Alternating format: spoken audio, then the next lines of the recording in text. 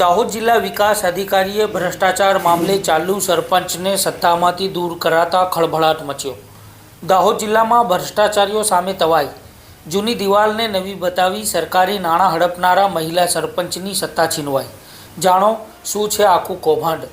દાહોદ જિલ્લા વિકાસ અધિકારી સ્મિત લોઢા દ્વારા કાર્યવાહી કરાતા સરપંચને સત્તાથી દૂર કરી તલાટીની પણ ખાતાકીય તપાસ શરૂ કરવામાં આવી છે। ભ્રષ્ટાચારના મામલે શૂન્ય સહિષ્ણુતા દાખવતા તેમણે ફતેપુરા તાલુકાના એક મહિલા સરપંચને તાત્કાલિક અસરથી પદભ્રષ્ટ કરી દીધા છે। વાત છે ફતેપુરાના કરોડિયા પૂર્વ ગ્રામ પંચાયતની, જ્યાં વિકાસના નામે વિનાશક ભ્રષ્ટાચાર આચરવામાં આવ્યો હતો।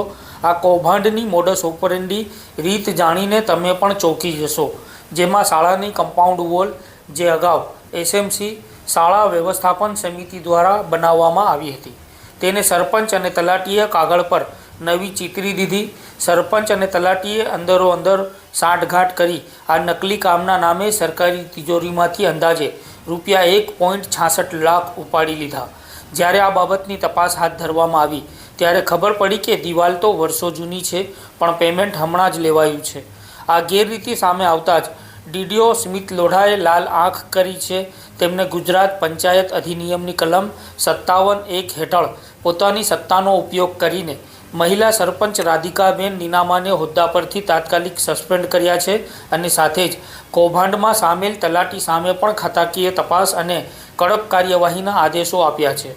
દાહોદ જિલ્લાના અન્ય ભ્રષ્ટાચારી તત્વોમાં આ કાર્યવાહીથી ફફડાટ વ્યાપી ગયો છે। સરકારી નાણાંનો દુરુપયોગ કરનારાઓ માટે આ એક કડક સંદેશ છે કે કામમાં ચોરી કરશો તો ખુરશી ખોવાનો વારો આવશે। દિવાલ તો જૂની હતી, પણ ઈરાદા ખોટા હતા। હવે કાયદો નવો પાઠ ભણાવશે।